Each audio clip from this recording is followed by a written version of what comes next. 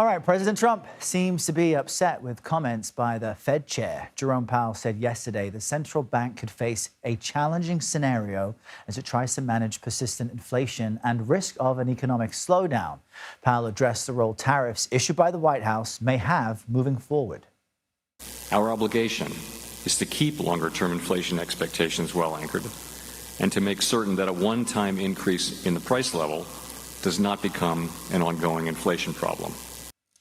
CBS News correspondent Natalie Brand joins us from the White House this morning with reaction there. Hey, good morning, Natalie. How is President Trump responding to what the Fed Chair said?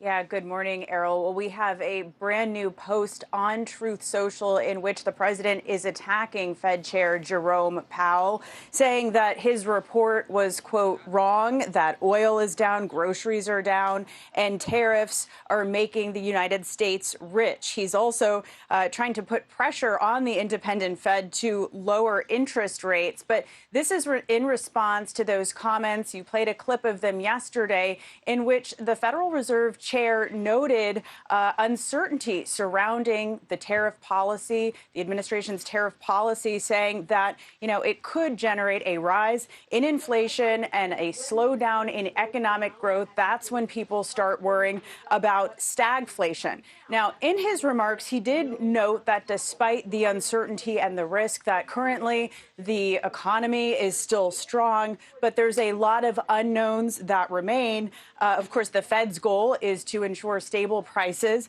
and full employment. He said that he's kind of taking a position of waiting at this time. He didn't really give an indicator of where he sees interest rates growing. But, this morning we are getting our initial response from the administration in response to those comments, which saw, the stock market fall following his comments yesterday. We'll have to wait and see what else the White House and the president says this morning. All right. And there's another headline I want to ask you about, Natalie. Department of Homeland Security Secretary Kristi Noem canceled 2 grants to Harvard University totaling more than $2.7 million.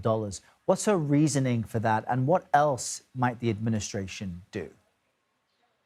Yeah, in a scathing letter released last night, Noem accused Harvard of, quote, bending the knee to anti-Semitism and fueling what she called extremist riots, seeming to reference pro-Palestinian demonstrations following October 7th. Now, Noem is also in this letter demanding the records of foreign student visa holders of what she called illegal and violent activities by them, and she even threatened to end the Student and Exchange Visitor Program certification if she doesn't receive those records by the end of the month. This is the latest escalation in this ongoing fight between the Trump administration and Harvard. Of course, we know earlier this week, the president paused or froze $2.2 billion in federal funding after Harvard essentially rejected conditions or proposed policy changes by the administration.